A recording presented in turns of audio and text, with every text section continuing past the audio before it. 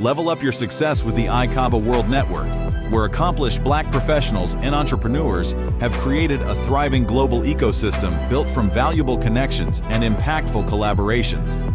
Be a part of a trusted network that uplifts, inspires, and enhances your success. Join like-minded and leading Black professionals to foster meaningful relationships, unlock opportunities, and access the resources you need to thrive in your career, business, and life. Go to ICABAworldNetwork.com and join today.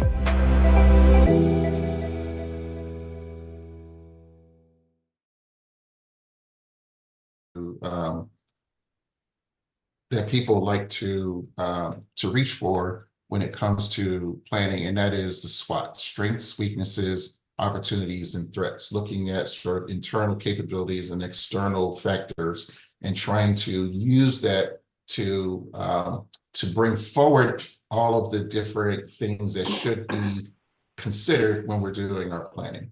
So I'm not trying to eliminate SWOT or say that it's not useful. I won't be talking about it much here tonight, but the whole idea is, rather than just doing a SWOT on the whole universe of things that could be relevant to your business, you want to try to focus where we do this kind of analysis or other kinds of analyses so that they are appropriate to what we're actually trying to accomplish.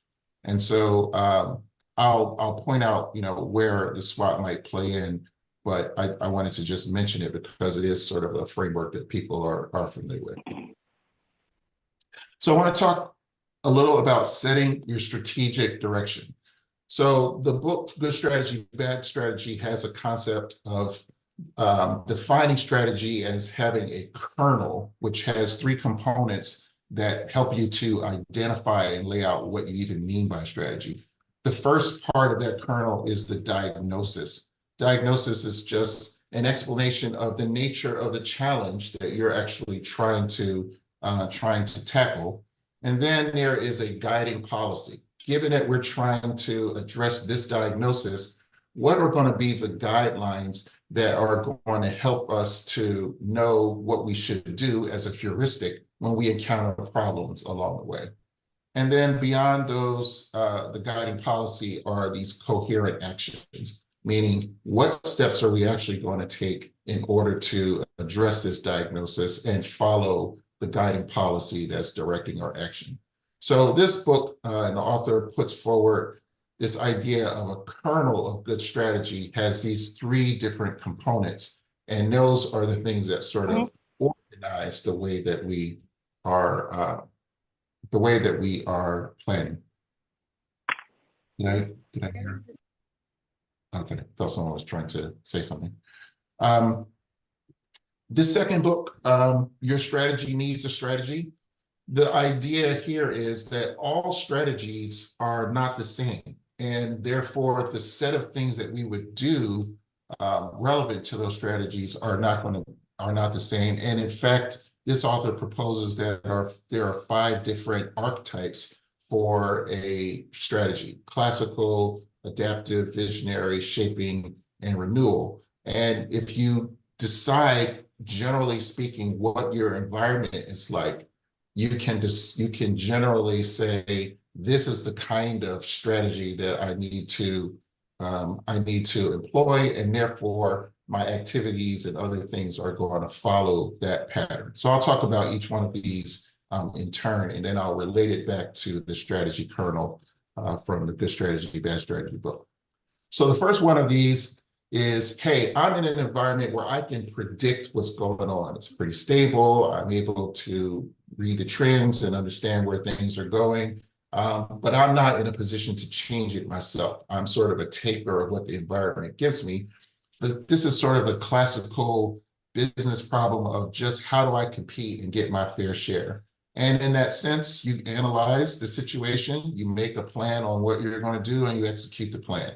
And the executing the plan usually involves, hey, I need to differentiate myself from my competition. I'm going to compete by either being more innovative than my competitors, or I'm going to do some sort of land grab to get more market share. And whatever I'm doing right, I scale that up.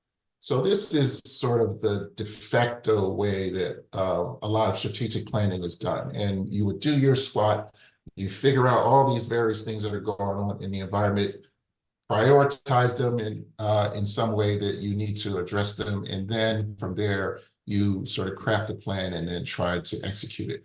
The whole idea here is let's be big. Let's go out and try to get bigger, to do more, to be more present, more of a presence in the marketplace that I'm in. So this is one kind of strategic plan or strategic direction that an organization might have. A second one is what this author calls adaptive. And that's when I can't predict my environment and I can't change it. So this is in a fast-paced, fast-changing environment, maybe with some unknowns or some new innovations that are changing the landscape. You can imagine if you're in an industry that's significantly impacted by the recent resurgence of artificial intelligence and generative AI and large language models. And that the developments that are moving in that area are going so quickly, and people are trying to bring things to market, set up new paradigms of working, et cetera, that you may not be able to predict how it's all going to shake out for you in your environment. And you're not in a position to really be a leader and change that. So the idea here is we have to be fast to both recognize, try things, find out what works, and then scale that up. And so the adaptive strategy is you vary your approaches, you select ones that are appropriate, and you try to scale them as quickly as possible to try to get a hold on the market while you can. Reaction is important. Like having an organization that formally knows how to adapt what it's doing and dynamically replan. And when you recognize wins and things that are on a good path, then you try to get to quick scale. So this idea or category of strategic planning is a little different and calls for different kinds of things than say what we just talked about a moment ago in trying to be big in the classical sense. The third type of strategic planning that this author puts forward is visionary. And visionary is the idea that, hey, I can see the future.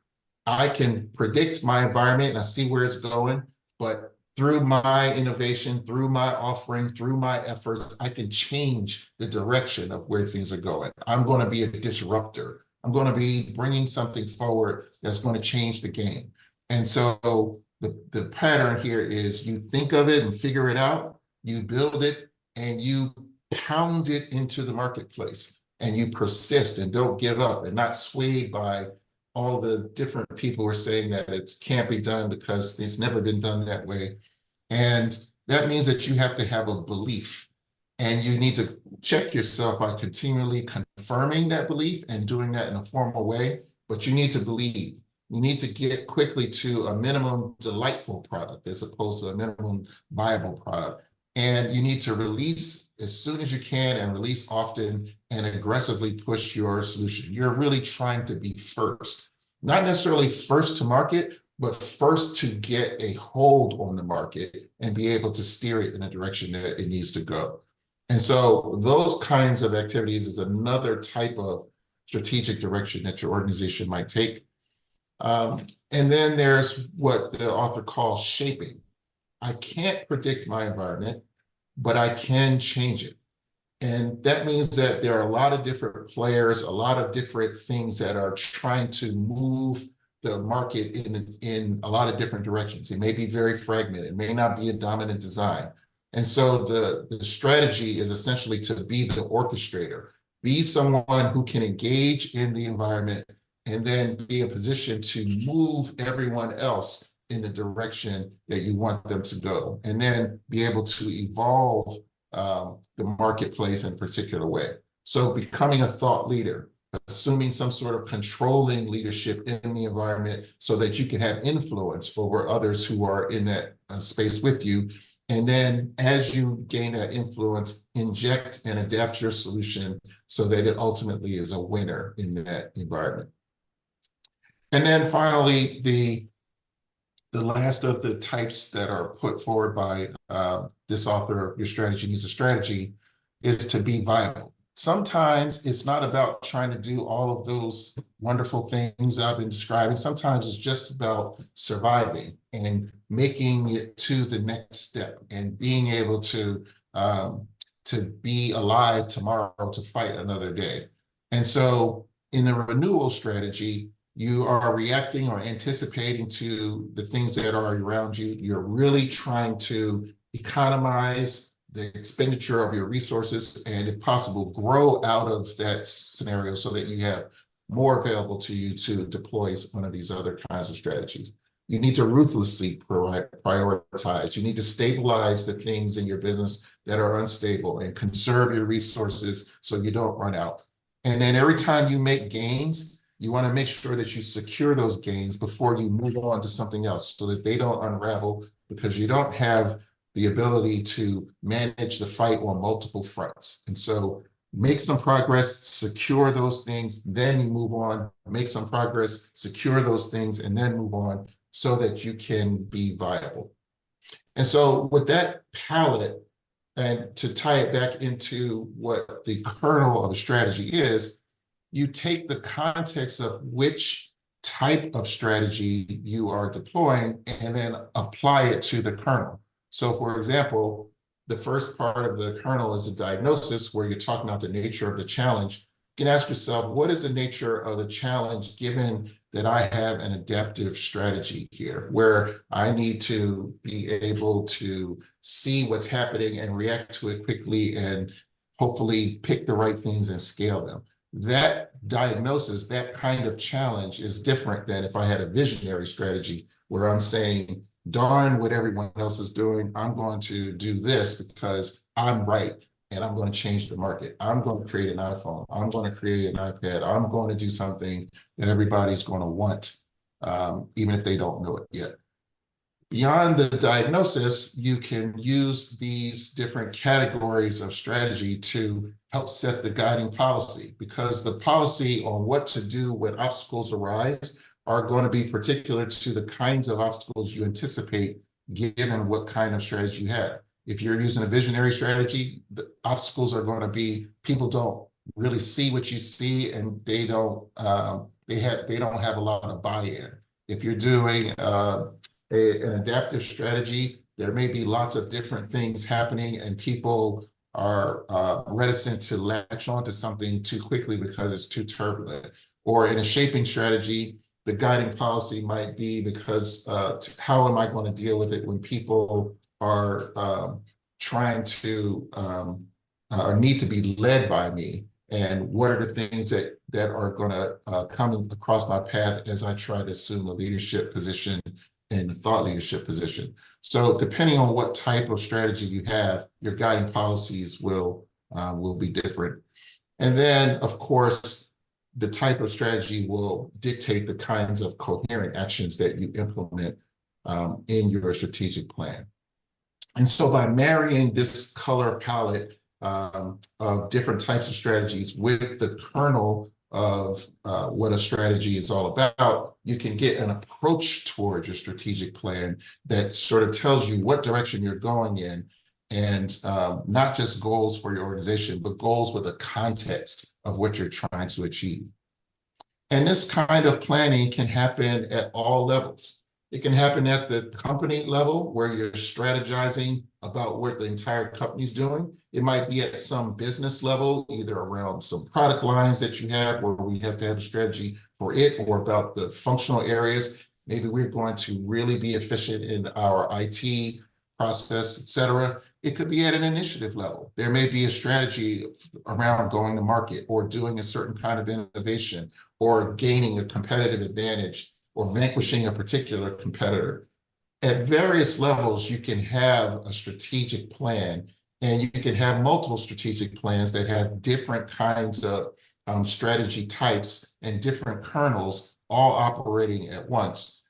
So you can mix and match. And now the plan that you have at the end has the appropriate context for what you're trying to do.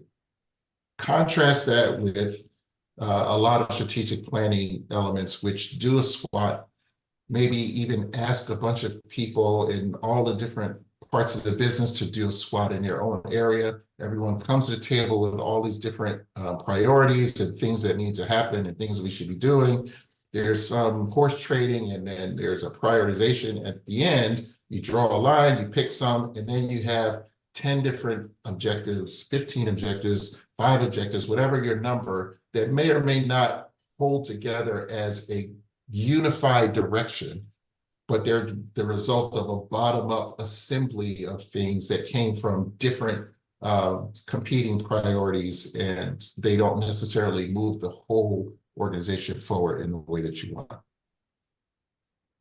So once you have a direction, you understand what you're trying to do at the high level, then you need to be able to flesh that strategy out and actually execute it.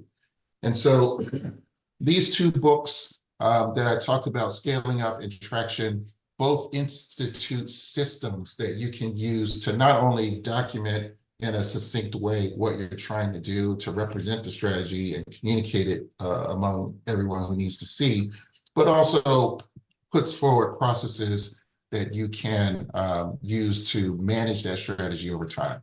So Scaling Up has a template called the one-page strategic plan, and it has a number of issues. A similar concept is in the Traction book. It's called a Vision Traction Organizer, or VTO. And these documents are pretty similar in what they're trying to do, and they even borrow and use similar kinds of terminology and concepts. So for example, they both have the idea of some core values or core focus that sort of set the direction for what your organization does. They both have the idea of a brand promise. What were you willing to stand behind? To set some long-term goal, or a BHAG, a big, hairy, audacious goal, or something that's way into the future, to sort of give context to where you're trying to go ultimately, but then peeling it back to some interim picture that's a little more accessible, and ultimately getting it down to, what am I going to do across the next 12 months, and what am I going to do each quarter of the year leading to those 12 months. So all of these things have value. I'm going to really just focus in on these last 3, the interim picture, the one-year goal, and the quarterly rocks, to talk about how those play into the execution of strategy. So I'm going to just pick one of these because, as I say, they're similar kind of documents. So I'm picking the VTO from the Entrepreneurial Operating System, EOS, that you can find in Traction. And so the VTO has something called the 3-year picture. And really, you're trying to here say, what are the major hallmarks of what things look like in 3 years? Why 3 years? It's no magic other than to say you want it to be far enough in the future that it's not something you're actively trying to accomplish today, but it's not so far away that it's just your dreams and aspirations and vision for things. It's something that you need to do, something that prepares you to do tomorrow. So this 3-year picture you describe just as, what is it that things look like? What kinds of things are true in that time? Then you come to, what are we trying to do across the 1-year mark? And that is not just governed by what are the pressing priorities in front of me now, but also saying, if I'm going to reach a 3-year picture that looks like this, then what do I need to have done in the first year of that 3 years so that it sets me up for success afterwards? And then once you have a 1-year plan, you have to ask yourself, what am I going to do this next quarter that helps me to achieve this plan? And each quarter, I enumerate those things until this 1-year plan is realized. And what both documents call that rocks, the idea of these are big things that you're going to put in place, priorities that you're going to be non-negotiable for the company, that we will accomplish this in the quarter. But those tend to just be expressed as different kinds of objectives and things that we want. So the next step, and this is where we put the strategy back into strategic planning, is you need to transition those quarterly rocks into trackable actions that can be executed. And for that, there is a template called a busy canvas that is really an action blueprint. And the idea behind a busy canvas is to say, hey, what does the world look like where I'm starting from? And where do I want to go? And then what are the specific steps I need to carry out in order to reach that goal? What kinds of things need to happen along the way to make sure I can take those actions so that if things need to come online at certain times, I can do that. And then what kinds of results should I see along the way to know that I'm still on track? And by enumerating these things, you can have not just a set of actions that are related to one another and sequenced in time, but also that can allow you to make it interim evaluations to know if you're on track or off track. So this one example, I might have taken a rock that says that I need to develop a marketing campaign that helps me to reach the middle of the funnel. There are some things that are true in the beginning. I know that at the end of the day, I want to have a lead funnel that's designed for new business acquisition. And there are a set of things that I'm going to do. And even if some of those things themselves might spawn off other plans, so it can be recursive, and you can detail any one of these steps that is too big into its own set of canvases. So this is all great. We can start saying what we're doing. I want to just give a couple of cautions. One is you don't want to try to make strategic planning into making a project plan. It's not at that level. You want to try to describe activities at the highest level possible that are related to one another in terms of they should happen in a certain sequence or they have certain interdependencies. You want to use SWOT to try to prioritize what actions need to be addressed at the strategic level. And you want to ensure that you're able to have a system in place that lets you continually track what's happening in these action blueprints and be ready to replan when situations break through your guiding policy. So the last thing I'm going to talk about before I pause and see if there are any questions or a wrap up that Hutch wants to do is one overlooked success factor in planning that you should really be mindful is who is doing the planning. Plans are only as good as the planner who conceives them. So when you're at the top of the business, who should be doing your strategic plans? In a word, it should be you. It should be you because in small to mid-sized businesses, the CEO or the founder or the owner are the ones whose view is clearest about what the business is doing and whose whims can steer the business on or off any plan. And so you want to be the one who sets the plan so you don't find yourself accepting a plan that was come up by someone else, knowing that there are factors that you're going to that are force you to break that plan. It shouldn't be done by your number two person. They can certainly participate, but you should be the driving force. It shouldn't be done by committee where you just outsource it to everyone to come back with stuff and you just shuffle things around. At the end of the day, the chief planner should be the chief executive. But you don't have to do it alone as the chief executive. You should be able to get help. What kind of help is there? Where there's sort of I'm going to do it by myself, cognition. I can figure it out. I can come to sessions like this. I can read all those books. I can talk to people. I can research, and I can come up with things. I don't really recommend that because everyone should have someone who is challenging your thinking, but that may mean that you have a colleague. You can ask friends, hey, this is what I'm thinking about doing. What are your thoughts? Have you been in this kind of situation before? You may be part of a community where you can crowdsource it, seek the wisdom of the crowd to come back and to give you some guidance. All of those things are fine, but those are all self-directed. You're going to get back things in response to what you generate yourself, and that leaves you open to your blind spots or things being slow while you sort of teach yourself and learn and educate yourself enough to come up with the right plan. So there are some other things that you can do as well. You can get a coach. Coaches won't solve the problems for you, but they can help you to organize your cognition. What frameworks, what techniques should I use to try to arrive at this plan? Much like what I talked about today. You can get a consultant. In addition to coaching me, you can help me think through and present options to me about what we ought to do. you can go beyond getting consulted and actually have a collaborator or a chief who comes and they help you manage the execution of the plan in addition to helping you come up with the plan itself. So the moral of the story here is we should do planning. I'm all for measurement. I'm all for metrics, but we should make sure that we don't forget to put actions at the plan level that will guide what we and all the rest of our organization does. So I'll stop there and I'll turn it over to our moderator to say what we ought to do next. And I appreciate your attention. Well, thank you, Leroy.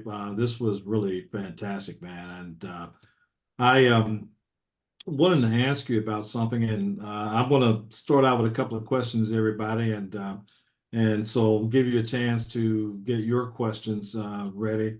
So we've got about 20 minutes here for Q&A. And one of the first questions I wanted to ask you, Lee, is that there's a statement that was made that's pretty famous by former President Dwight Eisenhower, where he says that plans are useless, but planning is essential. And so you're nodding to that. So give me your take on that, and maybe even explain to a little bit as to why someone would say plans are useless, but planning is essential. Yeah, I think it's great wisdom. And the idea behind that is the world is continually changing, and we can make the best plans and write it down and say, this is the way to go. And then something can happen tomorrow that changes everything. And that statement sort of prevents us from falling into two traps. One is to spend so much time in doing the planning that we never do anything else. But secondly, and more importantly, not being so locked into what we planned yesterday that it makes us blind to what's happening today. And so the real win here, and this gets at what I was saying earlier about this planning retreat. The real win here is taking the time to do the planning, because it means that you're always considering the most current information and deciding what you're going to do in a thoughtful and deliberate way.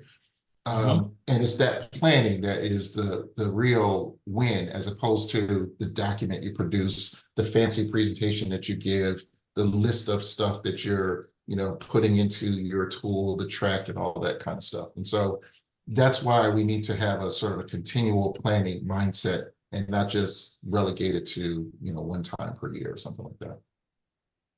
At the beginning, I asked or made the statement about, 20% time that the Japanese spend on execution and 80% they spend on planning has been kind of a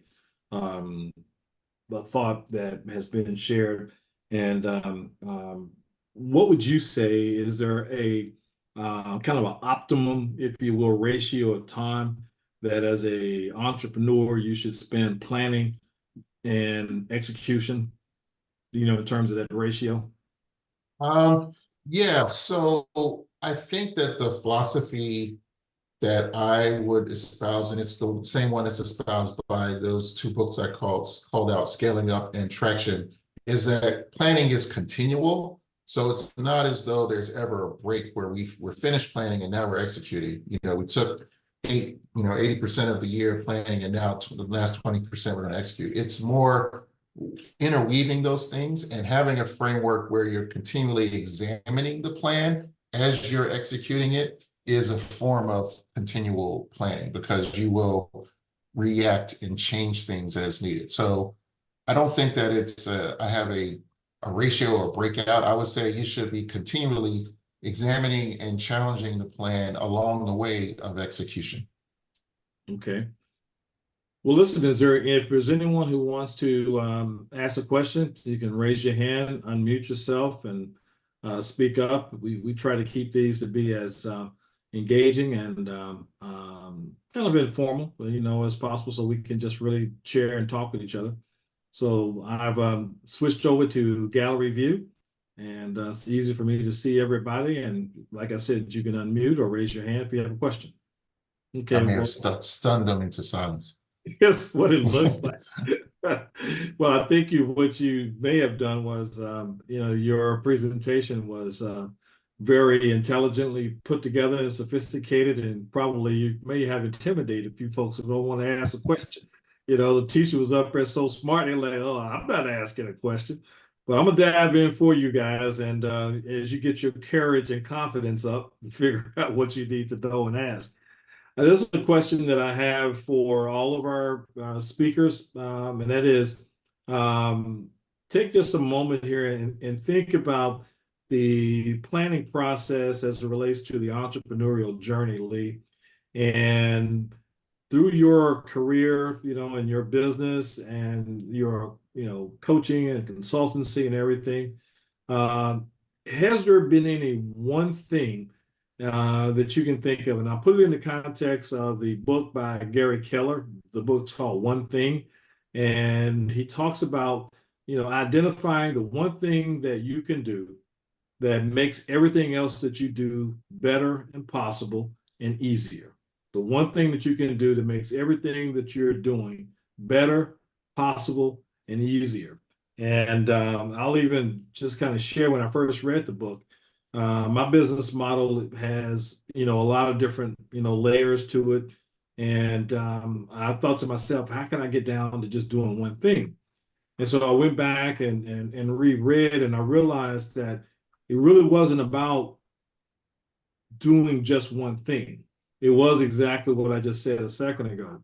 What is the one thing, though, that if I do this thing consistently, focus on doing this thing, it makes everything else easier, it makes it better, and it makes it possible. And for me, actually, it was planning. And so leaving the question to you is there any one thing that you would want to share and talk about just a little bit that you think is, if we all as entrepreneurs embrace this one thing, that it will make everything else, better, possible, and easier?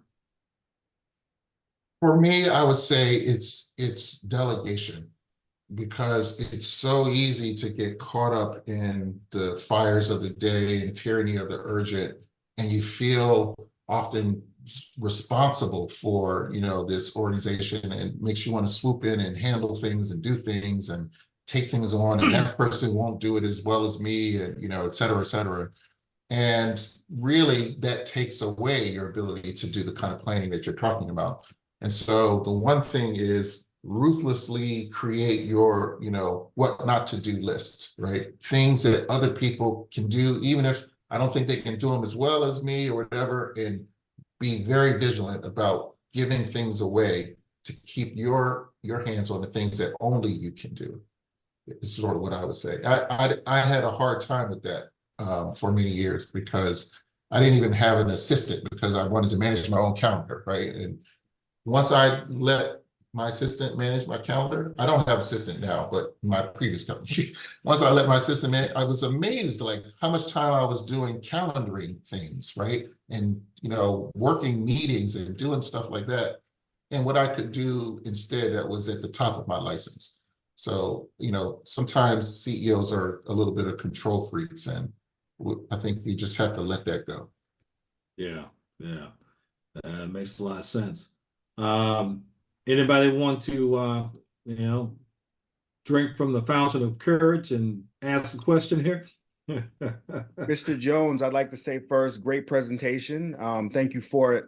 And my question is, once you've put a strategic plan in place and you see that it's working, should you just leave that plan in place? My tendency is to try and improve upon things, but sometimes that can send things in the other direction. So like, at what point should you look at your plan for improvement processes or to get even more results, right? Once you see that it's in motion and it's already working based on the goals you previously set? Yeah, so we didn't talk much about metrics or measurement, but I would say, I believe that for businesses, plans should all fall back at some level to the bottom line and money and dollars, because those are the metrics that are going to move the business in a real way. And so I'm a fan of establishing an annual forecast for the next year and see if I'm performing against what I want the business to do by the numbers. And so the activities I do in a plan may change or whatever, but the question is the business in the same place or better than what I was forecasting? And if I'm beating my forecast, then great. And whatever I'm doing to make that happen, I'm do more of it. If I'm not beating the forecast, then that might be cause for me to say my plan is off and I need to do something differently, so that I can make the forecast. But it gives me a benchmark to know if there's reason to change, because you don't want to also start to coast, or have some success and then you abandon the plan because of some spur of the moment ideas, right? And there needs to be some discipline there. And I think that meeting those objectives that you've set out for yourself is a way to meter them. Thank you. I appreciate that. And just to give it an example, you see success in the plan that you've implemented, but you see other opportunities for the business along the way. And so, hey, maybe I could, sell this product or this service too, along with the product that I'm selling that is successful, but that can take you off track, right? For the product that was successful in the first place. So I appreciate that. If you're hitting your goals, right, that's great. Be comfortable with hitting the goals you set, and then reevaluate after a point of being content with hitting the goals that you set. That's kind of what I'm hearing. Yeah, and I think that it depends on one of those archetypes that I was talking about. So for example, if your goal was to be viable, i.e. we have to make sure that we survive and live to fight tomorrow, that may not be the right time for you to just be jumping all over the place, right? Stick to the things that you thought about to secure the wins, the interim wins, before just being tempted to go off and do something else that you haven't thought as much about, because your resources aren't vast enough to survive a mistake. So you need to do the thing that you already thought through. Thank you. So there was a question in the chat that was, how often should someone update their business plan? Well, if you were following the entrepreneurial operating system, EOS, the thing that I was showing with the Vision Traction Organizer, the way that you do that is every quarter you are setting the rocks for the next quarter. You already have set it annually what the goals are for the year, and you re-examine it every quarter, and every week you're looking at, are these rocks on track, off track? And so it's a whole system of how you continually examine the plan and update it if necessary. And that's why I like those kinds of books like Scaling Up and Traction, because it's not just a bunch of templates, it's also sort of a management philosophy and set of disciplines that you go through in order to stay on track. Okay. At this point, I'm going to excuse me, execute on our poll and ask everyone here to take a moment and react to the poll here for the Entrepreneur Jumpstart. There's 3 questions here, and if you would answer those, I'd appreciate it. And while you're doing that, I wanted to ask you, and I don't want to, cut anybody else off, but I'm got a couple more questions I'm going to ask if there isn't any others. So does anyone else have anything that you want to ask? Okay. So Lee, you brought up a busy canvas. That was the first time that I've seen, the busy canvas. And we do a lot of events and programs, and it looked like it was a good model, if you will, to use for projects like events and that kind of thing. My first thing is, can you tell me where I can get a copy of that and be able to do it? I don't know if that's a proprietary thing that you put together or not. Then I will respect that and pay for whatever that is, or if it's something that's in the in the open, so to speak. out in the wild, go get it. But yeah, I wanted to ask you about that busy canvas. It is something that Airflow has created, but happen Okay. to have everybody use it, not charging you for it or anything. But it's sort of come out of our collective experience with these other kinds of tools, and thought there was a little hole missing that the Busy Canvas tries to address. Okay. Can you So can you if you email me, I can certainly make sure you get a copy of it. Okay, absolutely. Can you maybe just kind of expand a little bit about, you said you felt like there was a hole that busy canvas was to fill. Just a little bit of expand on that a bit. Yeah, I think that it was sort of the crux of what I'm talking about here, which is there was often the what of what we're doing, but not a lot about the how we were going to do it. And if anytime someone talked about how, it was like way into the weeds of, let's do a project plan, let's use some tool like Asana or whatever, and do all these things. But there was some middle ground that tries to bridge your strategic objectives into some set of actions, and and to be able to then elaborate on those actions so that they get more and more specific. And then you can, obviously translate them into those other tools. I think that that first level of how do I express in a way that can be quickly grasped, one page, shows what I'm trying to do, gives me things that help me to see if I'm on track and why am I doing it in the first place. And it can map easily into an OKR framework or KPI framework as well. So we thought that there was, a space to do a Canvas type of artifact that allowed you to communicate something quickly, but document the how of what you're going to do. Okay. You were mentioning earlier when you were talking about retreats and also putting together your strategy and getting folks. What would you say for the kind of typical small business? I think, a lot of companies that are a part of ICABA, they fall into that sweet spot somewhere between $500,000 to $1 million in sales. And with that profile being as such, what, if you will, different kinds of expertise, if you're putting together a strategic plan for your business, should you kind of bring to the table? And I know obviously some of that's going to depend upon what kind of business it is, and I definitely get that. But could you give maybe some general advice to us in terms of how do you think through who you need to have as part of your strategic planning team in order to make sure that you're getting the right level of input from the diverse space that you need in order to be successful?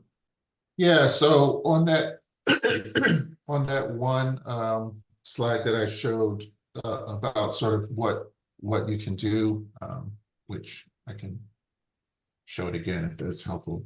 Okay. I think that the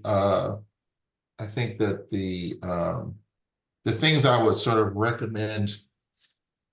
So people in that size business you're talking about, have a lot of things sort of pulling at them.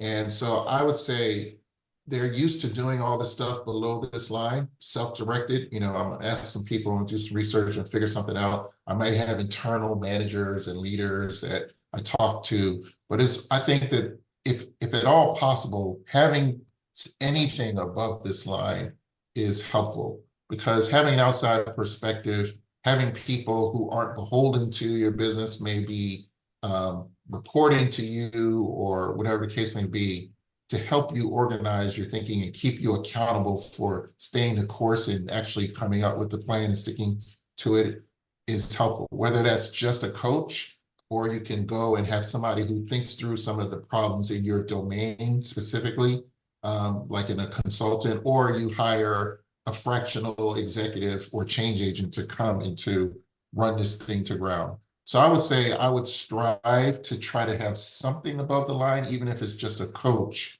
who can be my external accountability for doing those things. I understand that once you get above this line, you start to get into a cost, but I would argue that it's an investment in you as a CEO to be the best leader that you can be. And some external accountability is probably the best way that I know to bring that about. Well, Lee, as you're talking about that, I think one of the things that um, has been a little bit of my experience over the years is that many small business owners and entrepreneurs or medium-sized business owners are aware and understand the need to plan. They understand a lot of times the need, value, maybe bringing people in with expertise. But somehow when it comes time to write the check to do it, they just get stuck, you know. And many times it's because what I have found, one or two issues. They're afraid that they're going to, contract or hire someone and not get what they thought they were going to get. They think they're going to get burned. Or because it doesn't, in their mind, lead directly to generating revenue, enhance profits, that they just like, well, there's somewhere else I need to put my money because that's not necessarily going to drive me directly to profit. Can you, does that dynamic make sense in terms of some of your experience? And if so, can you speak to it?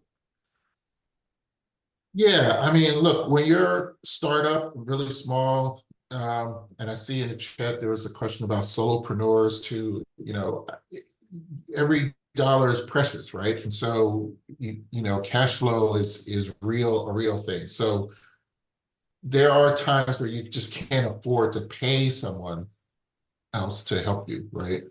But what I would say is, if you can't, then you need to find a substitute, right? You need to become part of network or community or other things that help you to bridge yourself in the best way that you can until you can.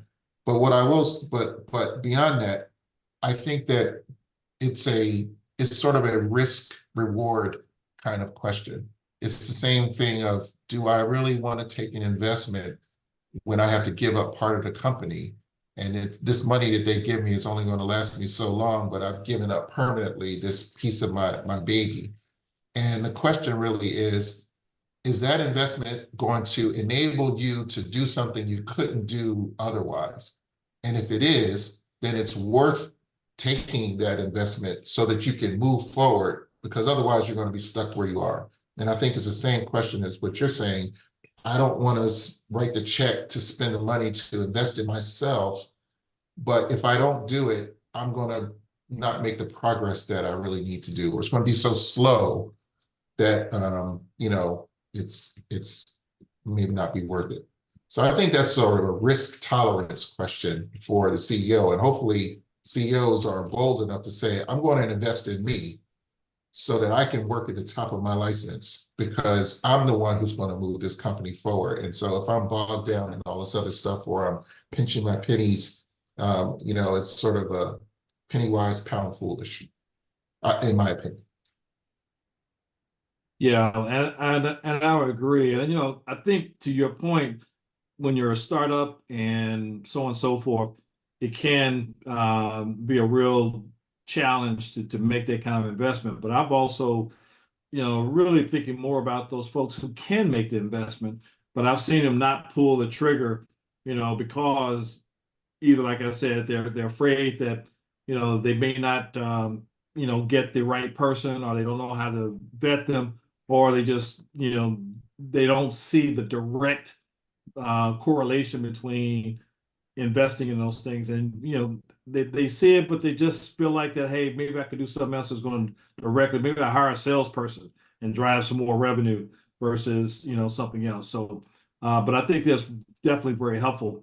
There is a question. We've got somebody that's on the phone, and she literally just texted me, and she says she has a question. So Jackie, if you're hearing, you can either unmute and go ahead with your question, or you can text it to me. So she's there, and so hopefully she'll do one or the other. Jackie, it's back at you.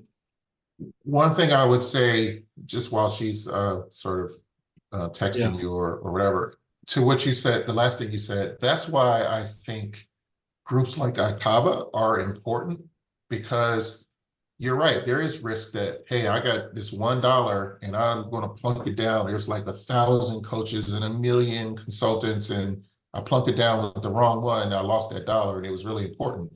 But if you join a network of people like ICABA, you can ask, hey, who has used and had success, right?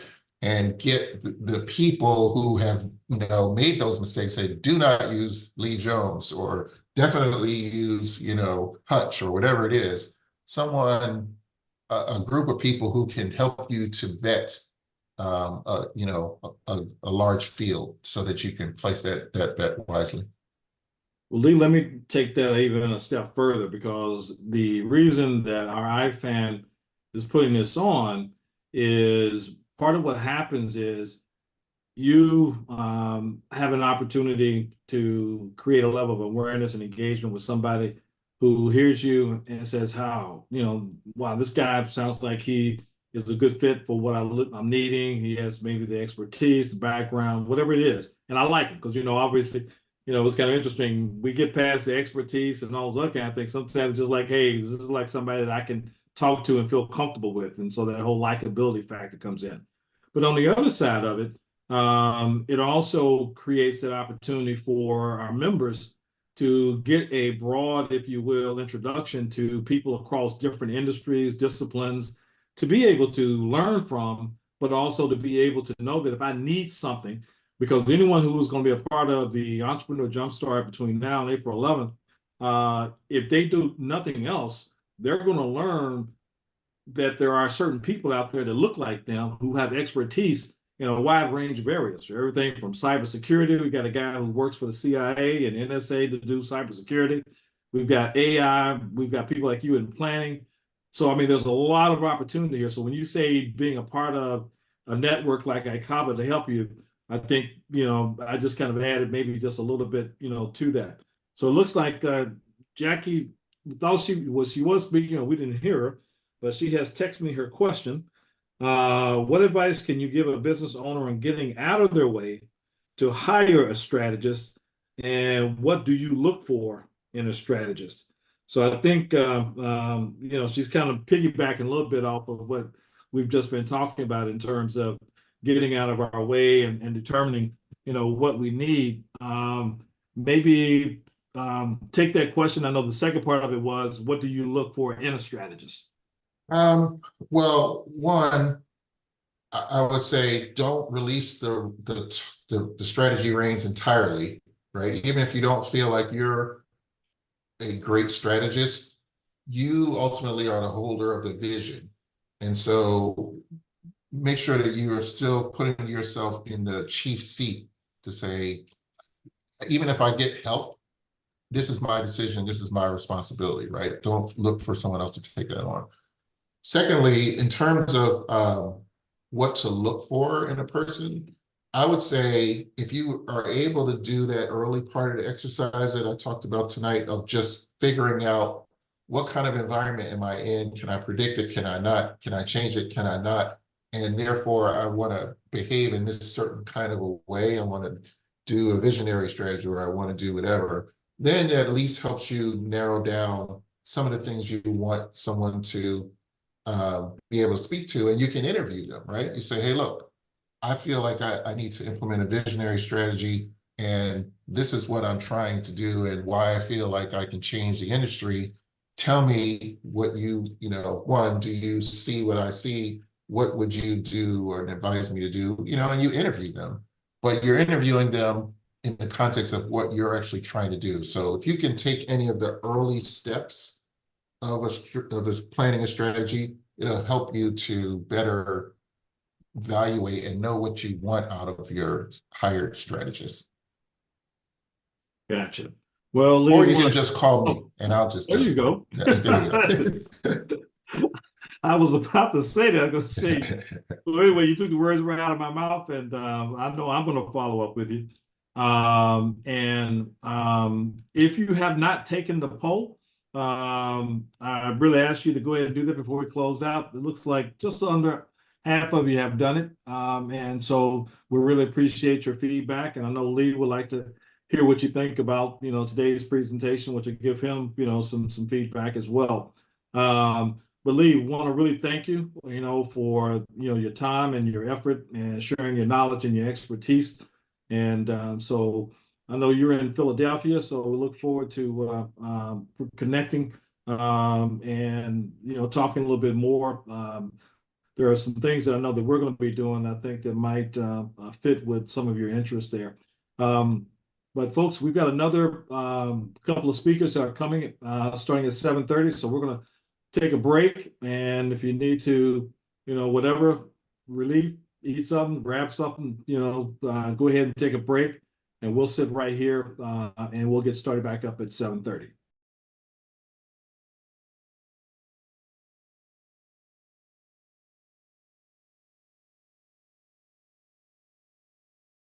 Okay, everybody. So we're back, and we've got Lee is coming back to let you know that there's another session that he's going to be participating in.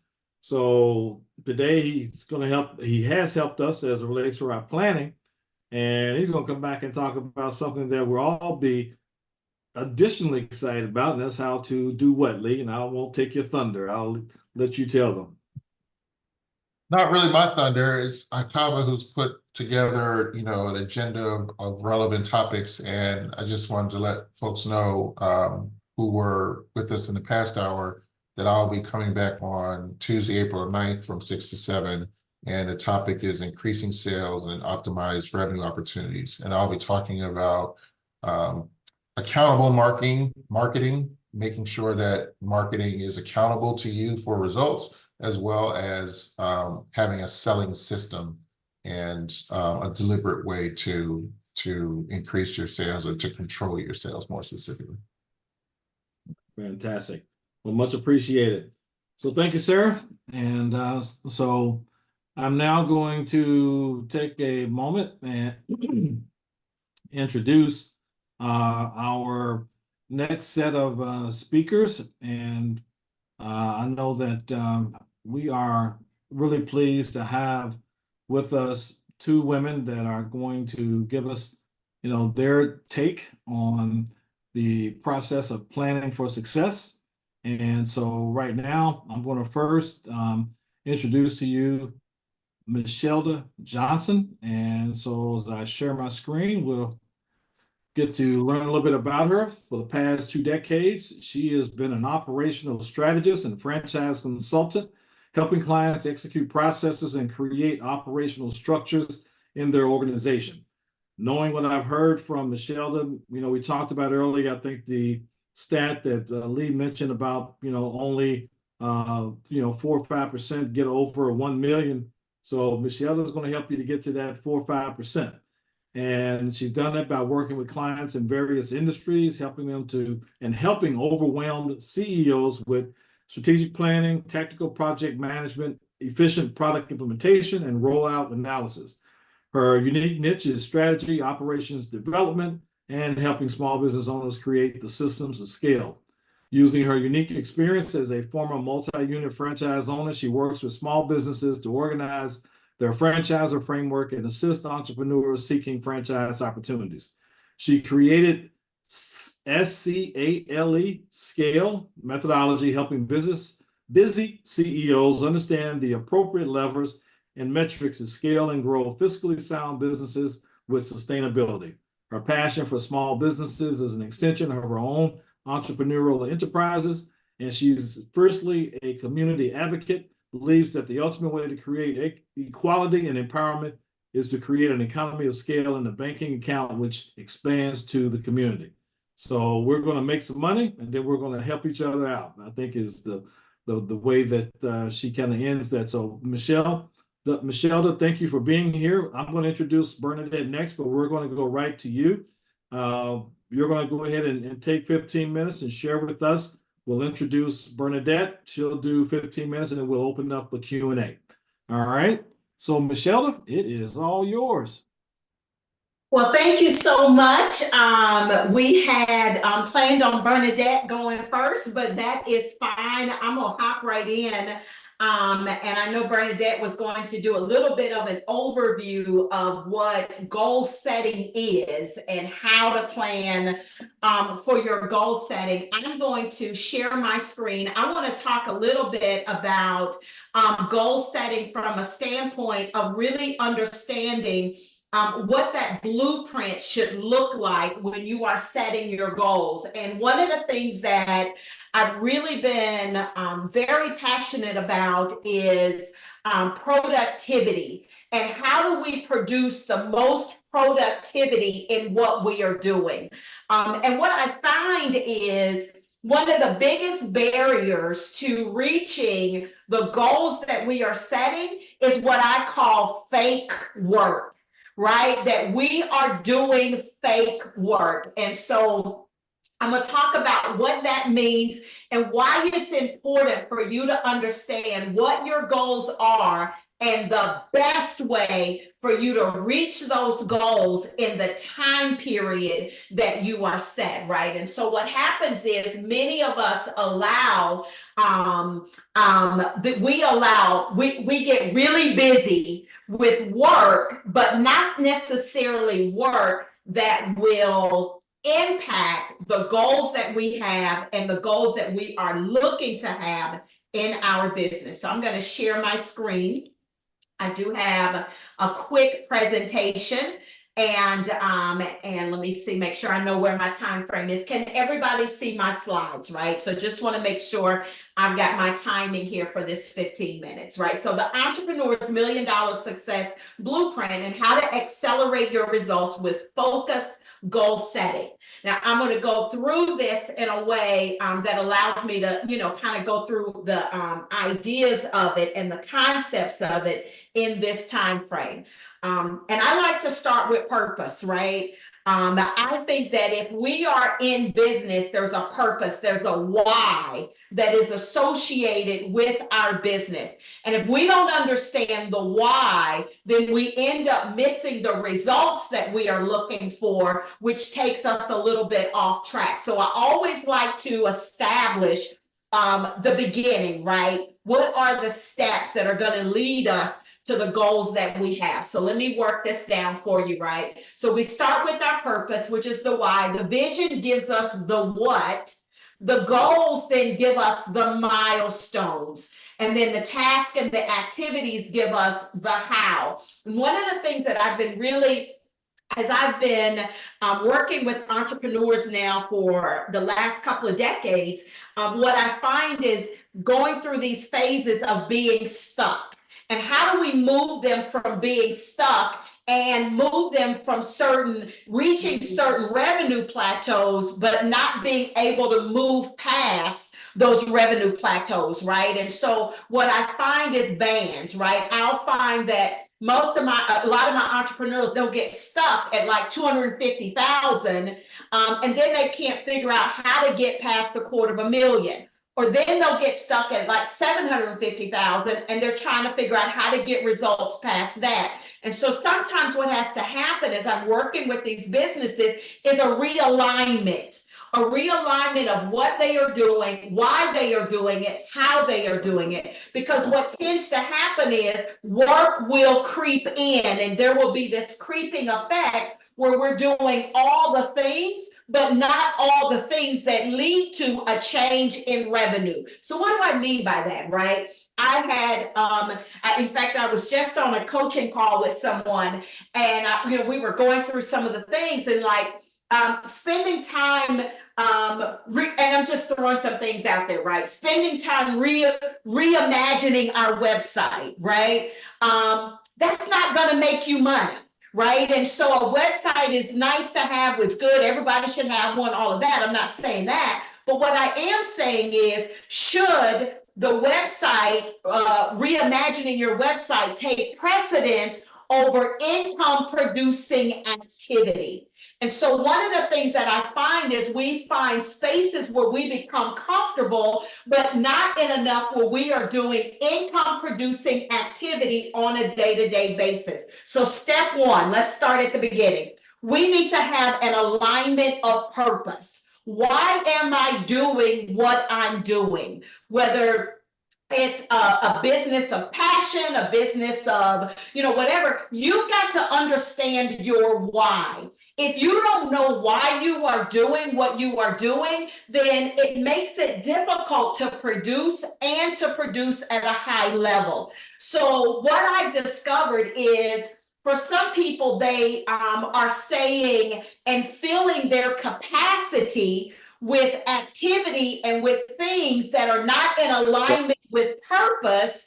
And what it tends to create now is a misalignment in their sales. Right. And so you want to make sure that there is an alignment in purpose. So here's what I know, right? Misalignment is going to cost you. It's going to create missed revenue and unleveraged opportunities. If you're not in alignment with what you are truly supposed to be doing, it's going to create this opportunity. It's going to create where you are missing the opportunities that you are supposed to have. And so one of the things when I start working with clients who say, okay, I'm off track, right? I want to know, why are you off track? And so as you are planning, it's important that you are planning for the future you deserve, for the results that you desire, and for the revenue that you want, right? And so misalignment will cost you. It'll cost you in missed revenue. It'll cost you in unleveraged opportunities. It will undermine your satisfaction and success. Misalignment will also cost you in money, in time, right? So now when you are misaligned, you're lacking in productivity, you are unfocused, and you're doing what I call fake work. And I'm going to dive a little bit deeper, but I had to deal with the misalignment first as we look at planning and goal setting, because if I'm misaligned, then my planning is off target, right? And I'm not sure what I'm planning for. Misalignment will also cost you in just the mental piece. Anybody ever felt burnout in your business, exhausted in your business? You felt like you were really unsure of your own plan. And so a part of this misalignment then means that I've got to make sure that I have mental peace and understand where I'm going. We're back to the purpose, right? So I want to get that out of the way as we talk about goal setting and planning. Is making sure we are understanding, what are we planning for? What does that look like? What does business growth look like for me? What are those goals, and are those goals reasonable? So the first thing, or the step number 2, is after we have a realignment, then the next thing is simplification. One of the things that I have discovered is that the process of streamlining our business, our operations, our offerings, and our communication so that we can have greater efficiency, clarity, and effectiveness happens when we simplify what we offer and how we offer it. And the process then of streamlining our businesses will aid us in being able to grow faster. Sometimes what happens is we become so overcomplicated in our business structure, that even when we're hiring a team, and in order to scale, you must hire a team, it becomes hard for us to scale as fast as we desire because we've complicated our processes, right? So the simplification method comes in, as well as being able to identify and focus on the essential elements that drive results and eliminate unnecessary complexity. So 4 areas of simplification as you are looking at your planning process. Number 1 is your offer. What are the products and services that you are offering? And being able to narrow that down to your core product and services.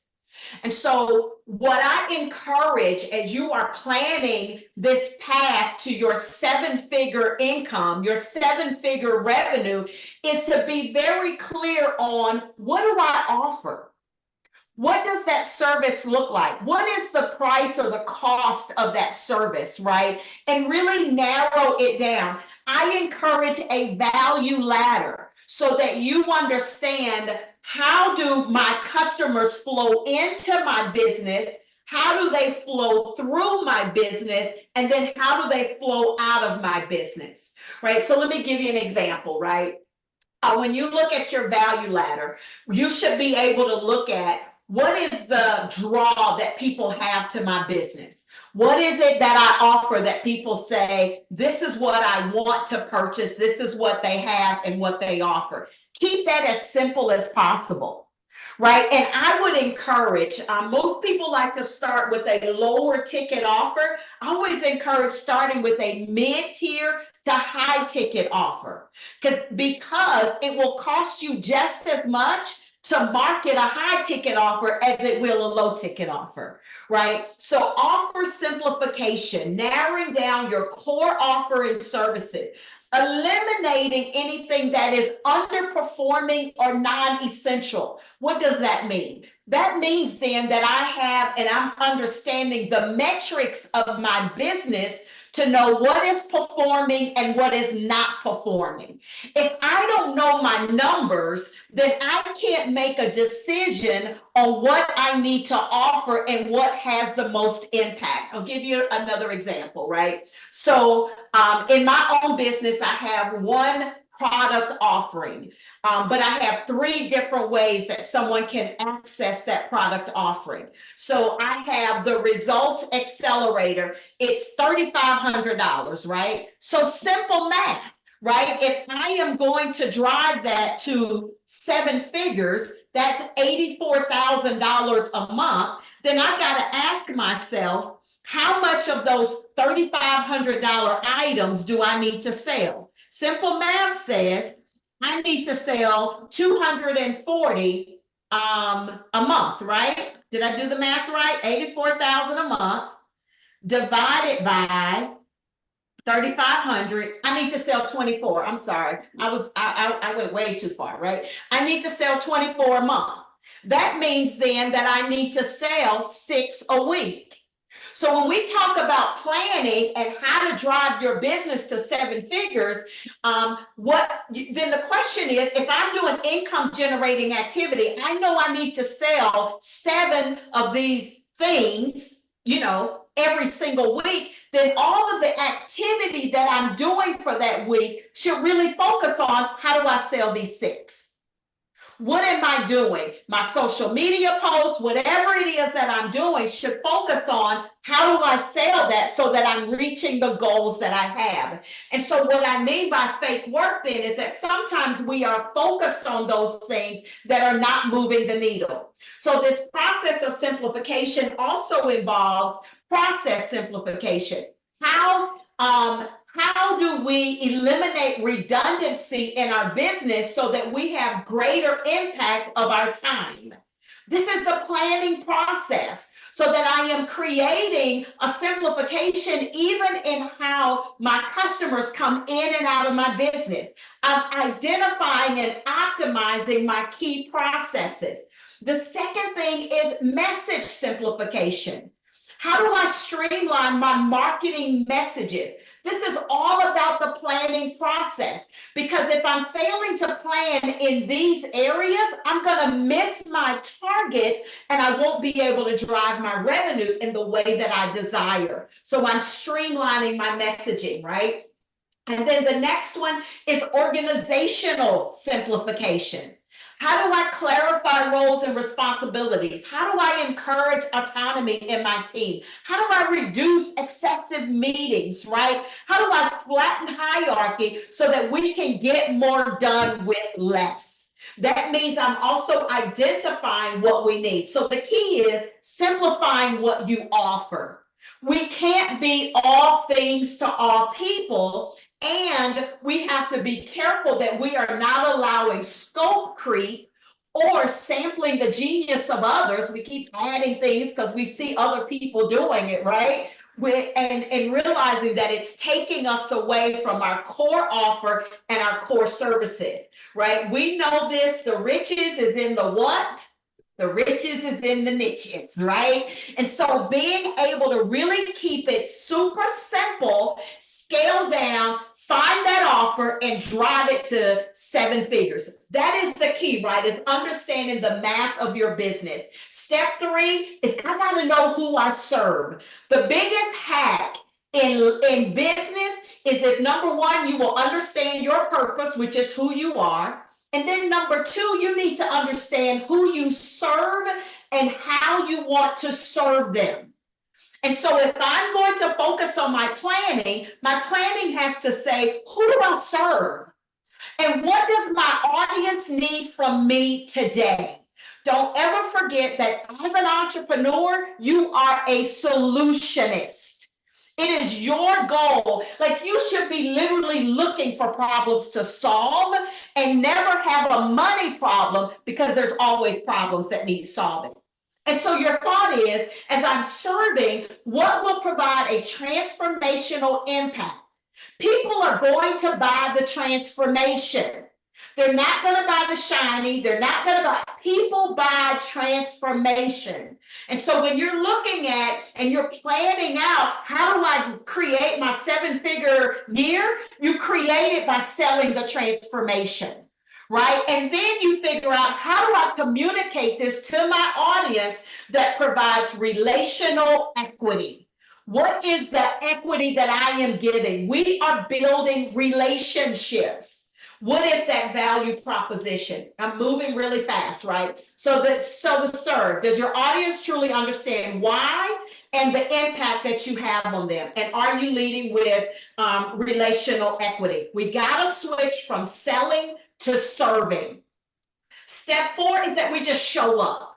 We got to be visible and active, consistent engagement, leveraging the right channels. So goal setting for success, we know the SMART goals framework, right? But the key is, I can set SMART goals, but if I don't have key measurements, objectives, and key results, I got to be able to make sure I am making a path to the results that I desire, so I have an opportunity to pivot if I'm not getting the goals that I'm looking for. So making sure that it's not just about the objectives and the goal, but it's also making sure that you are hitting the key quantitative, very specific key results. So what does that look like? That means I'm setting ambitious objectives, 3 to 5, very high level, challenging yet achievable. They are aligned with vision and purpose. They're very clear in the results, and I am reviewing them. Listen, in my calendar, every single Monday morning from 7:30 to 9:30 a.m., I am reviewing key results and my financials, right? Because I want to know how I'm starting the week and where I need to focus my efforts on. And if we are not aware of that, we'll do work that is not moving the needle in our business. So my CEO tips is, you have to prioritize ruthlessly on what you desire. Less is more, right? Be very clear on what you offer, who you offer it to, and how you want to offer it. Focus on that 20% that moves the needle, and think big. Set ambitious goals and stretch your capability. But that also means that I am increasing capacity. Sometimes we are saying yes to things that are not in alignment with our plan, and it's filling up our capacity, which means it's taking away from our ability to be as effective as we want. I don't know about you guys, but I desire work-life freedom, not work-life balance. So that means I am monitoring the fake work. I am managing the distractions. And here's the key on getting things done: know your rhythm. What is your rhythm? Let me tell you my rhythm. I get the most done in my business that actually moves the needle, not when I'm day-to-day talking like this, but from 4 a.m. to 10 a.m. is when I do my best work. I can produce at that time. So you have to know the rhythm of yourself and your business. And then you supercharge your results. What are you tracking? Why are you tracking it? And know what activity will move the needle. Let me give you an example of what that looks like. So let's say this is your vision. You want to generate 1.5 million in business revenue. Like, this is your vision and your goals. You should have vision and goals that you have set for yourself and your business, no more than 3 to 5. That's great. But the next step is that you got to figure out, how am I going to accomplish that? So now let's say if my goal is to generate 1.5 million in my business, what are the activities that drive the goal? So if these are the activities and this is the average price, I need to know this is what I have to do. So then the next component of that activity, so generate one, I put here 10 franchise strategy projects, the results accelerator, 10 VIP days. So my next thing is, okay, what's the next step? So these are then the tasks. So I use the Pomodoro technique, right? That's where I'm taking my time and I'm blocking that time so that I have time to really do what's going to move the needle in my business. I don't have time for fake work. I've got to focus on what's going to move that needle, right? So this is how I do it. And I'm driving it all the way down to the tasks that are going to create the difference. Because I know my goal is I got to put 6 people in this program every day, every week, and I got to figure out how am I going to do it in order to generate $84,000 for the month. How many of you, I'd love to see, are literally taking what you offer and driving it down to say, how much do I need to sell in my business this week? And you know every single week what's going to drive your plan and your goals. So you don't rise to the level of your goals, you fall to the level of your systems. So that means I've got to have clear systems in place that allow me to be able to grow. I'm gonna wrap this up really fast, right? To get more money and to get greater results, first of all, get your mind right. If you ain't got your mind right, you'll never get your money right. Simplify your business, serve, not sell, show up consistently, eliminate fake work, and execute fast. If I don't execute fast, I don't have data to determine if what I'm doing will actually work. Ideation without implementation is time wasted. And execution is the market differentiator, not ideas, not strategy, not skills, and not talent. Great companies execute faster. Give you a couple of case studies and I'm out. This is one of my clients, Get Your Cute Kid Paid. Simple offer, $997. She's making almost $3 million in her business. Literally driving results from a single plan of I get your cute kid paid. Her message is simple, her message drives results. This is what I'm talking about. Keep your messaging simple and always driving results. Jen and Jude, she had so much she was offering, I was confused. We broke it down into one offer with one upsell, right? So now she's got increased revenue, greater results, and greater visibility. And she's now given herself an opportunity, a chance to grow. So you got to decide every quarter, where do I want to be? Do I want to be in insanity or do I want to be in alignment?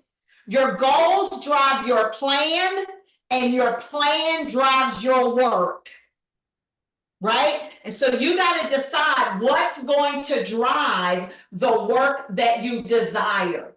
And in order to do that, you've got to do the math. You've got to know what the math says about your business, and you got to track it and make sure you are keeping your message as simplified as possible to attract the customers that you desire. That's it. Well, that's a lot. It's a lot. Yeah, I guess it's a good thing we are recording this. so I can come back and catch some of that, but really fantastic stuff. I want to really compliment you on, zoning in on those things that are really critical things that need to get done, and tying them to the objectives and the results that we're all looking for. I think you just did a phenomenal job of doing that. I am getting ready to launch poll, and guys, thank you. You guys picked up the pace there. We finished out at about a 75% participation on the last poll, so I appreciate that and ask that you'll keep that up. This data and this feedback, almost the same thing that Michelle was talking about, understanding, what it is, your 20% is driving 80%. of your revenue and your, fulfilling your objectives. Well, for us, the data that we get back from these polls and surveys and quizzes and all this kind of things help us to know what's working so that we can make sure we give you more of what's working and less than what you don't, value. So I'm launching the next poll. And so please just take a moment and respond. Thank you. All right, Ms. Shelda, we are going to take the spotlight off of you, and we're going to get ready to put the spotlight on your partner. And so give me a chance to get her queued up here. So we're introducing Bernadette Albury. She's a healthcare consultant and owner and founder of Gateway Healthcare Solutions, a high quality consulting leader in the healthcare industry as a revenue cycle strategist. She has more than 21 years of experience analyzing data in healthcare. She specializes in grievance management, reimbursement operations, risk assessment, and contract management with a strong focus on compliance. Her expertise lies in identifying and evaluating organizational pain points, as well as implementing innovative solutions and partnerships to drive bottom line growth. She has a wealth of experience in developing reimbursement infrastructure, policies, and procedures, as well as conducting audits. Academically, she holds a master's degree in health administration and a bachelor's in health management. She has spoken at the Black Business Expo Olympics, just like there's another guy on here named Grant McGaw, who speaks there regularly. And she's also a co-host of the Strategic Business Workshop, Business of Operations podcast, guest on Follow the Brand with Grant McGaw, and talking about the state of business and healthcare. So, ladies and gentlemen, it is my pleasure to welcome to the stage, as we might say, Ms. Bernadette Albury. And Bernadette, it is all yours. Good evening, everyone. Thank you for that introduction. As we get started with setting goals, goals are imperative with a business because of number of factors: preliminary goals, forecasting goals, and actual realistic goals that have impacted your business. As I get started, let me share my slides. Just bear with me for one moment. Okay. Perfect. Can you see? Okay, good, you do. Yes, I can see it. Okay. Perfect. So let's get started. The importance of business structure and goal settings are key performance indicators. Key performance indicators in a business are very important because it drives your growth. It drives your revenue, and it also helps you forecast that. But having those goals are key factors, and key performance indicators and goal setting kind of connect together. Because if you don't have a goal and you don't have a vision for that visit, then you can't do a projection of what your cost is, will be. What will be your expenses? What do you choose to capture in your revenue for that year or that quarter? Because businesses do their goals based on a projection of a year. And most businesses' year is from October to October. So within that, you have to already have a preliminary goal. You have to have an actual quarterly goal. Then you have the actual forecasting, which shows you where you're currently at. So as we go into the servicings that are there, let's focus on the key performance indicators, which identifies your profitability. It shows where you're at with your profits and loss. It shows you measures on how to prevent those loss performances in an organization. And with that, the data that you capture from your day-to-day business, whether if it's a business where your measurables are based on sales. So those sales, you have to provide monthly and quarterly goals of where you're at so you can know how to project throughout the year. And that helps you drive in performance because it shows you visually where you're at, and you're actually able to make a realistic decisions based on those possible profitability trends and goal settings that you've made for your business. Now, I've created a graph just to show you how normally a key performance works. It works based on, like I mentioned, your day-to-day sales, your cost of your goods, the net profit scoring, the sales for your customers, and the retention rate. How can I gain more customers? And with that, you have to funnel a goal setting plan preliminary on how to recapture those customers and keep them constantly coming. And with that, it keeps your sales drives up. And when you capture that strategy on how to, whether it's using formatting with email blasts on how to keep clients, surveys, which keeps clients coming because you know what their wants are, you know what their needs are, whether it's in-person meetings with them, preliminary giving complimentary service for consultations, just to get that drive of what the client wants, offering webinars, sometimes complimentary webinars. A lot of times the complimentary services is a bite to give to a client to keep them coming for more. So with offering all of these initiatives and giving them these educational funnels for their business, it's going to drive the customer to utilize your services more because you're showing your expertise and what you can offer to them. So as you see the graph where it shows the business performance indicators, these performance indicators can be from average to worse to better to, of course, the best. And that's where you always want to be, is best. You don't want to be average. And you would rate them based on a percentile, based on your indicators. So as we move into the disconnects that and challenges that are faced with building those relationships and not knowing where to start, first of all, the disconnect could be from the communication disconnect, where you're not sure of your audience and what your audience needs are. So that's where you come in with your preliminary goals. Lack of understanding of your true client. And that lack of understanding could be where you're not researching. And researching your client's needs is the best formula for any business, because you want the client to be in tune with what you have to offer, what you can provide to them for a longevity, and what you're able to help them market. Because sometimes, for instance, you're doing business for a chiropractor. That chiropractor may be seeing cash paid patients, but you're showing them revenue strategies on how to capture employees and clients from another sector.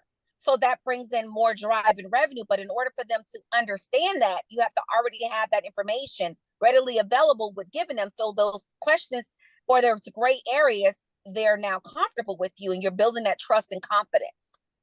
Those mutual benefits of building that makes the client more in tune to utilize your services more.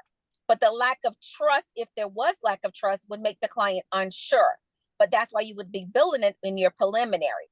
But when you're actual planning, you've already captured and researched how to retain the client, how to build more funnels and a connection with your clients. And as we go into the concepts for strategic actions, those strategic actions varies based on the relationships building in your business community, because our neighboring partners are our communities, whether they're our clients or not. One day they can become your client by getting to know your expertise and your servicing offers. Developing a comprehensive network is key. Communication and building long-term relationships. Those long-term relationships are checking in and with your client to determine what their needs space are, doing surveys to determine how to funnel through what they would like to have. Sometimes you can research their market and determine what's better for their market outside of their geographical area.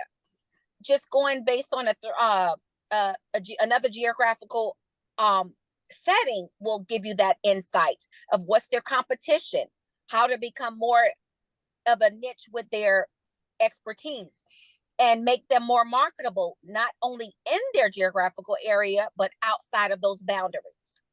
And the comprehensive networking and relationship building programs is creating network expansions, which, as I mentioned, going to outside of the geographical area, finding out what the needs could be or better options for their needs, benefits business endeavors, creating strategies for those businesses to grow, not only grow, but have that sense of business strategies that no one in their market may have because you've researched outside of their demographics.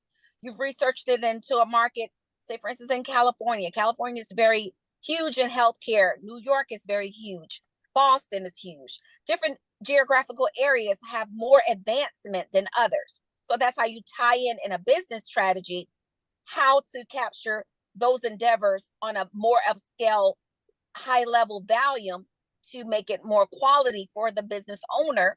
And that shows your expertise and your time that you've taken to assess their business needs, which is success in a strategy, a successful strategy driven for the businesses that's required. And with that all being said, the business sustainability is then captured because you have constant revenue, you have constant sales, you have constant retention of clients. And that's how you keep the KPIs at a high expectation. You keep funding in your business, not only just for your your cash level high, but you keep sustainability of that cash level. And with those forecasts, you can get a revenue range from 8.0 million to trillions of dollars. But just doing those conversions and comparisons to determine those strategies is a pipeline for a business, monthly, weekly, quarterly. And those trends of sales forecasts helps you develop trust. Helps you provide qualification, negotiation with your clients, better proposal rates and negotiation pricing, initial offsets and projections. And it helps you with your day-to-day target methods and goal settings, which can help you throughout the course of your business, and also help you help other organizations outside of that skill set to provide the best strategy to have an expected revenues and a realistic revenue setting for your sales overall forecasting throughout the course of the year. And as I close, we've addressed the challenges in establishing meaningful relationships, but we always want it to be sustainable, implementing strategies that's proficient, long-term, built for transparency, reliability, fostering those relationships with our neighboring partners with new and advanced technology, innovation, to capture those gaps that they probably have had in their business that kept their alignment out of a line because they wasn't aware of where to get those pressure points that was needed, where to gain that knowledge.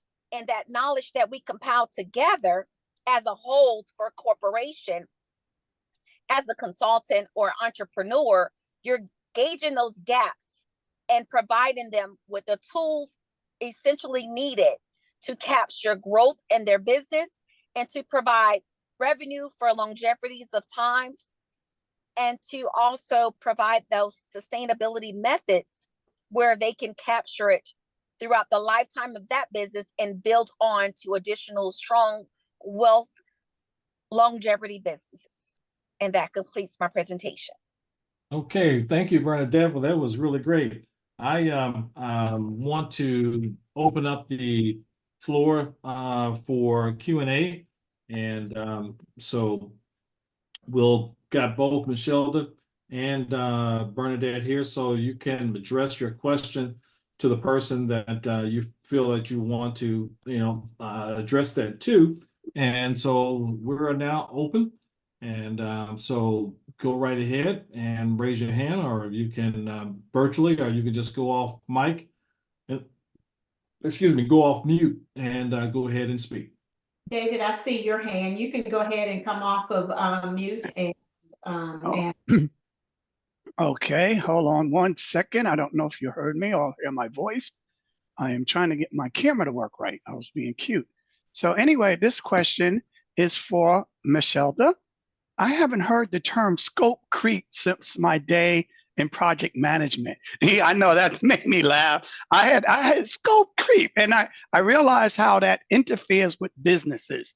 People get tied up with it, and I think it's very important to understand the importance of scope creep. And people don't recognize it unless you've been involved in, say, a project management setting. So I appreciate you sharing that, Michelda, and wanted to just comment on that because I hadn't heard it in such a long time. Made me smile as a former project manager. Listen, I appreciate that. And it's so interesting now because we will start doing things and then, you know, somebody will ask or we'll have a client or the other thing that I see is true story, right? I was working with someone and they had an amazing business. Their business was doing lab tests, right? And so they had this lab test business and it was growing slower than what they wanted. Okay. And they saw somebody else in literally a t-shirt business. Now, I will say this person's t-shirt business, she's doing almost $800,000 in a t-shirt business, right? Wow. Idea in Bible study. And her t-shirt brand is God is not petty, but I am.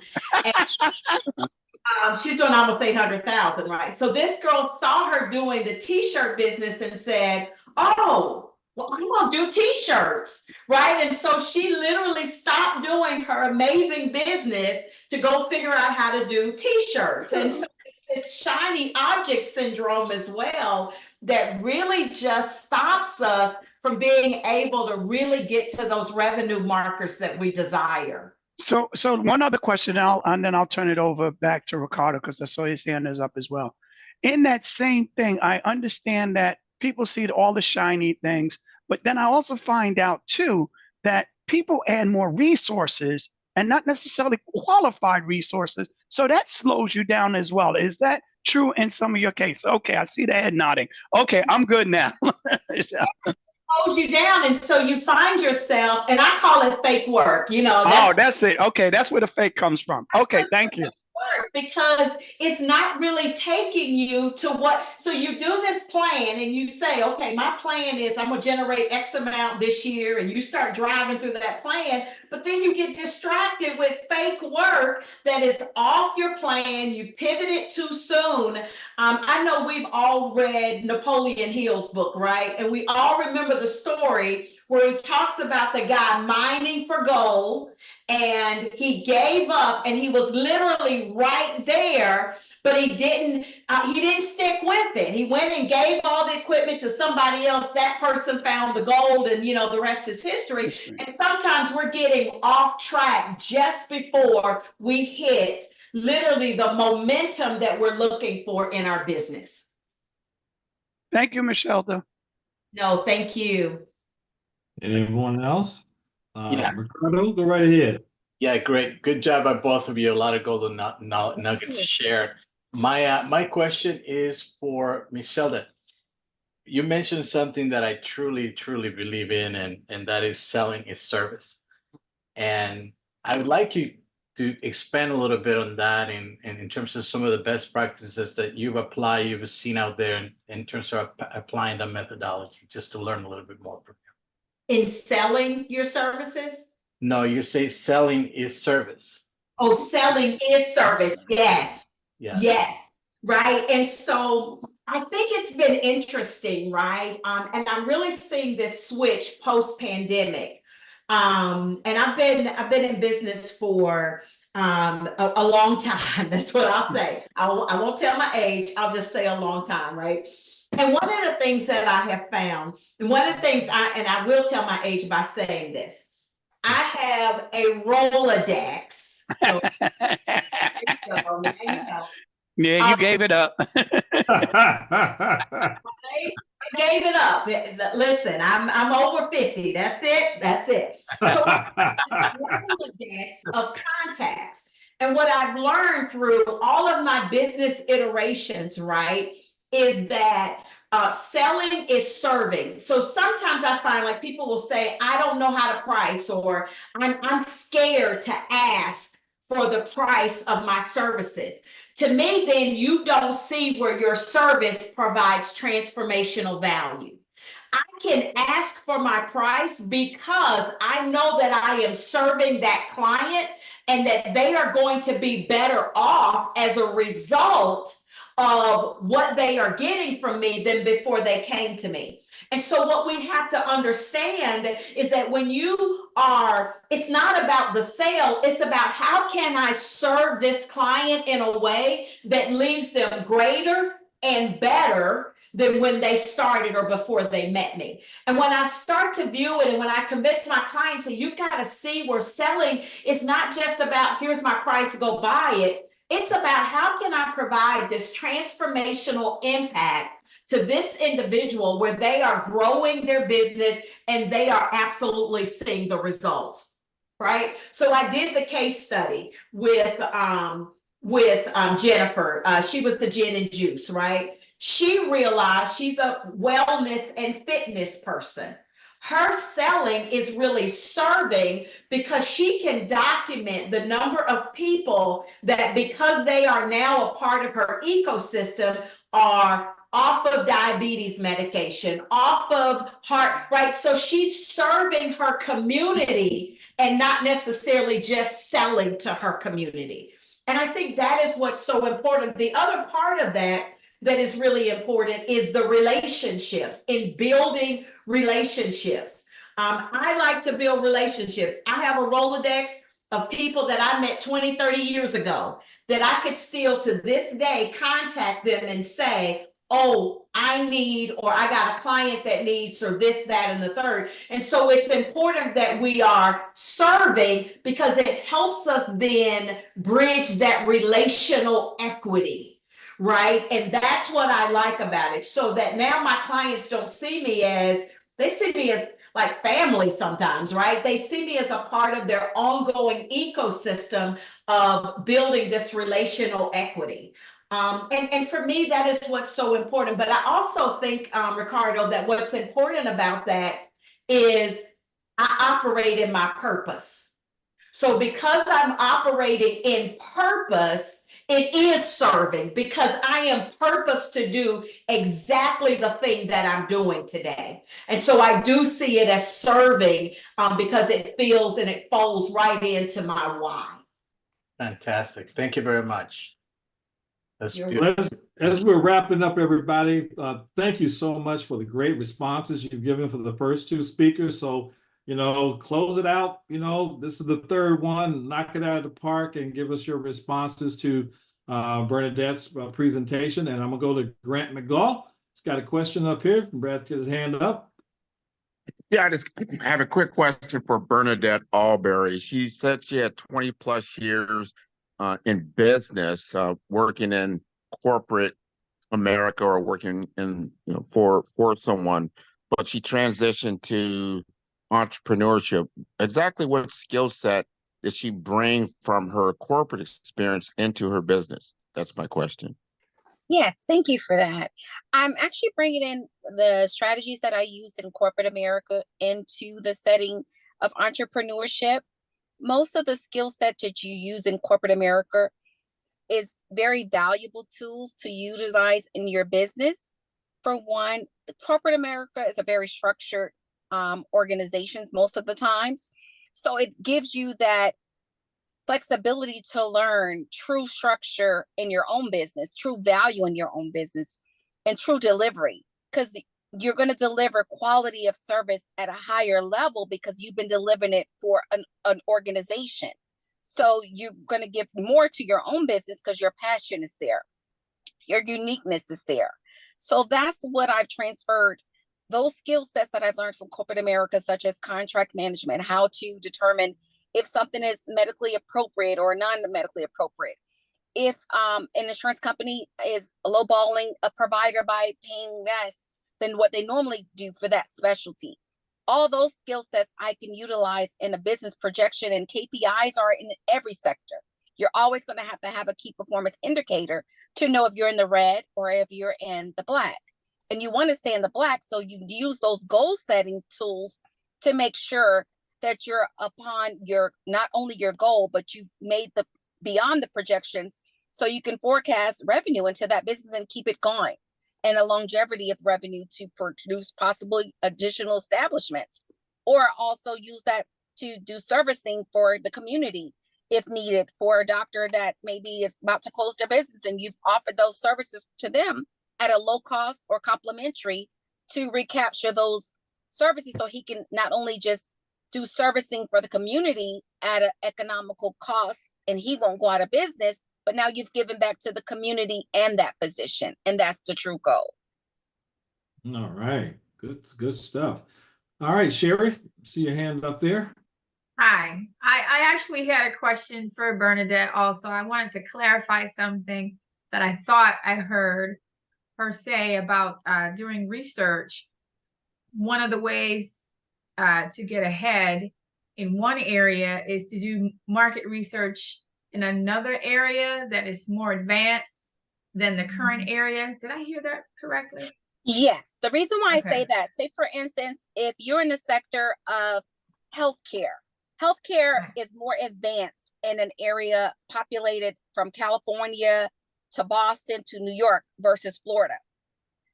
California actually runs the market for healthcare. So if you research the market there, their trends are already ahead of us. So you are actually preparing yourself and propelling to be ahead of the forecasting for your own sector.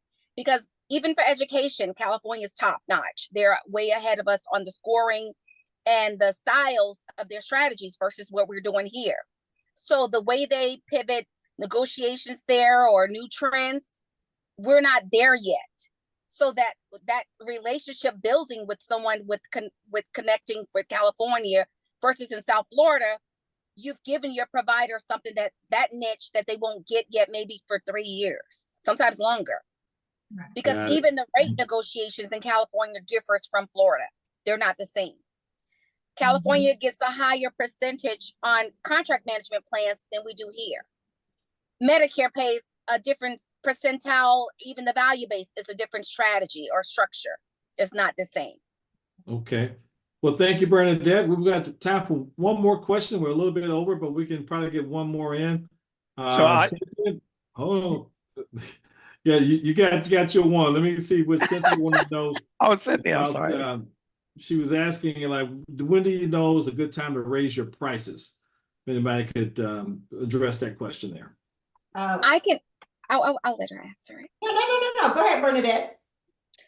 I think when you know it's a good time to raise your price, when you do that market assessment and you see, for instance, a provider is charging me or a company is charging for a service that you're rendering astronomically higher than your sector, but you're providing more services than that one pricing they're providing.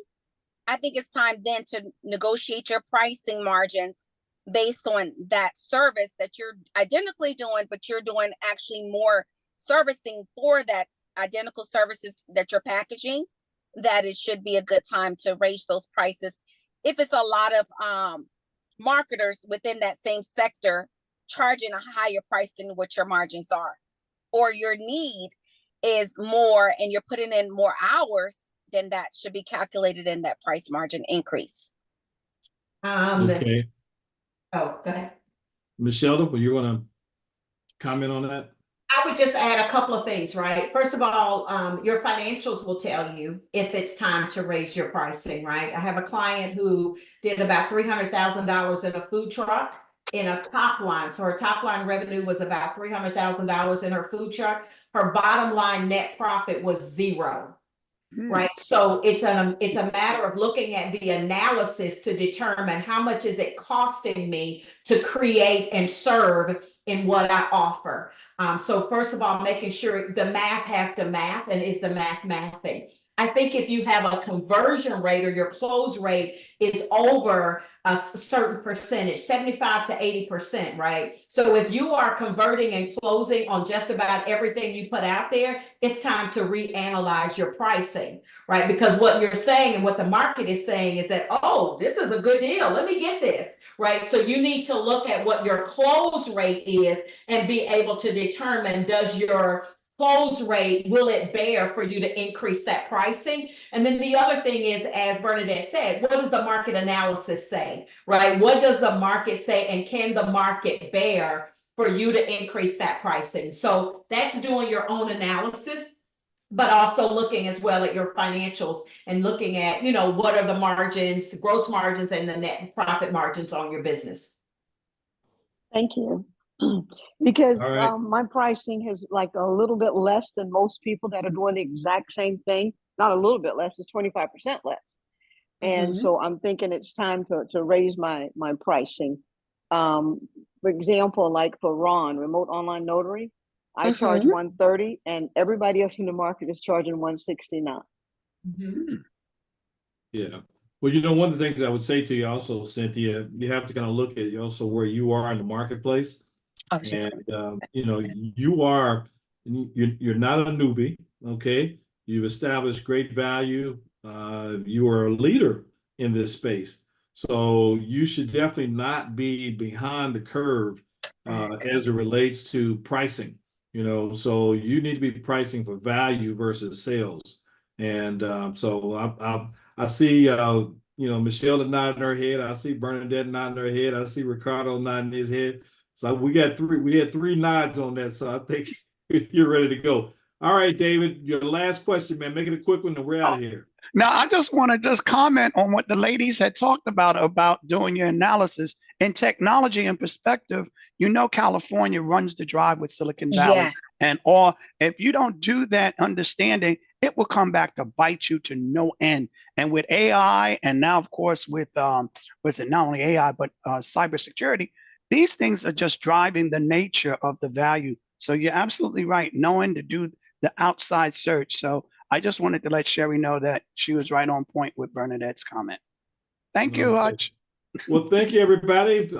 This is day 2 of a 15-day event series and the ICABA Entrepreneur Jumpstart. And our goal is to help you to get the connections to relationships, information, and opportunities that will help you to grow, jumpstart your business success so that you can have that liquidity event where you exit your business successfully and go off into the to not maybe not retirement, but into financial security, to where you can do whatever it is that you really want to do. So, but we're so happy. We hope that you've enjoyed it today. Thank you for participating and being here, taking the polls, and we'll coming back on Thursday. And as a matter of fact, we're going to talk about how to expand your network in order to grow your net worth. Okay. And so we're going to have a really good discussion there. And then we're going to go from relationship building strategies with David Reese and myself, David being the podcast host, South Florida Community Roundup and networking guru he is. And I'll just hold his hand, while we're talking. Maybe I'll have one or two things to add as one of the leading online community builders. I have to learn how to go ahead and promote myself, and if you will, I've spent a lot of time promoting others, but I think I've learned a couple things or two about relationship building over the years. But we also have Ricardo Barris, who is leading the Atlanta Black Chamber's Global Opportunities Committee, and they have gone on a major initiative to export business opportunities all around the world. As a matter of fact, he will be coming to us from South Africa on Thursday, where he has a team that are over there now creating relationships and setting up for a future trade trip to South Africa. And then we also have Desmond Olufai, who is going to be with us. He's, for the past 20 years, led the international and export trade for Miami-Dade County, and now he does international trade and protocol for the Miami International Airport. So we've got, two really dynamic people on both the global expansion and international business side. And, we got the practicalities of what's going on there, as well as people who are right down the ground making it happen. And then we're going to talk about how to really build those relationships. Because we said on Saturday, a business card has never done anything for somebody. It's all about the relationship. So we will see you on Thursday, same time, same bat cave, same place, if you will. Have a great evening, everybody. Thanks again. Level up your success with the ICABA World Network, where accomplished Black professionals and entrepreneurs have created a thriving global ecosystem built from valuable connections and impactful collaborations. Be a part of a trusted network that uplifts, inspires, and enhances your success. Join like-minded and leading Black professionals to foster meaningful relationships, unlock opportunities, and access the resources you need to thrive in your career, business, and life. Go to ICABAWorldNetwork.com and join today.